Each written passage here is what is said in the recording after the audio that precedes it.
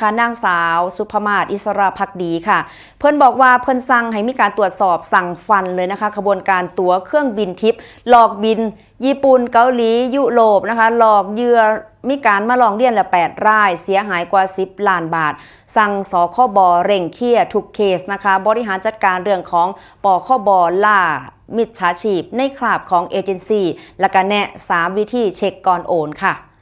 โดยนางสาวสุภมาศอิสระภักดีรัฐมนตรีประจำสำนักนายกรัฐมนตรีในฐานะกำกับดูแลสำนักงานคณะกรรมการคุ้มครองผู้บริโภคหรือว่าสคบเพื่อได้เปิดเผยหลังกลุ่มผู้เสียหายได้เข้าร้องทุกข์ต่อสคบกรณีถูกบริษัทเอเจนซี่หลอกขายตั๋วเครื่องบินเส้นทางญี่ปุ่นเกาหลีและก็ยุโรปโดยแอบอ้างโปรโมชั่นจากสายการบินแต่กับบ่ได้รับตั๋วและก็บ่สามารถที่จะเดินทางได้อีหลีรวมทั้งเสียหายกว่า10 ล้านบาทโดยทางนางสาวสุภมาศนะคะเพิ่นบอกว่าจากการตรวจสอบข้อมูลล่าสุดสคบได้รับเรื่องร้องเรียนกรณีตั๋วเครื่องบินทิพย์ในลักษณะนี้แล้ว8 รายมูลค่าความเสียหายรวม10 ล้านบาท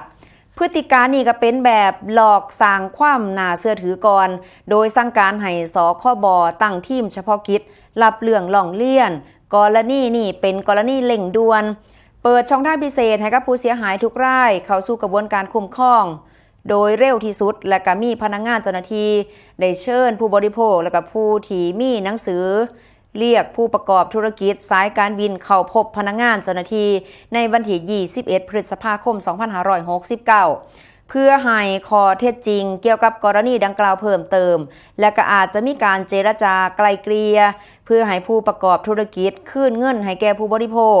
หากบ่สามารถตกลงกันได้ก็ให้ดำเนินคดีแทนผู้บริโภคได้ทันทีควบคู่กับการประสานบก.ปคบดำเนินคดีอาญากับขบวนการหลอกลวงทุกข้อหา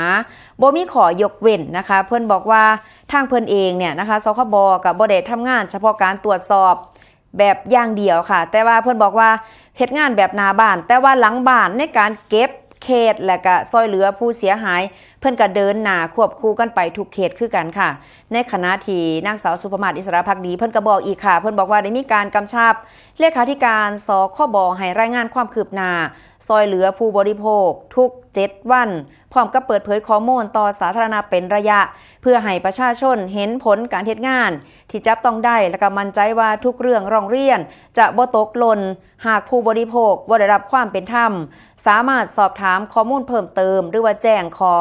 ร้องทุกข์ได้ที่สำนักงานคณะกรรมการคุ้มครองผู้บริโภคหรือว่าสคบสายด่วนสคบก็กดไปที่1166และก็แอปพลิเคชัน OCPB Connect นั่นเองค่ะ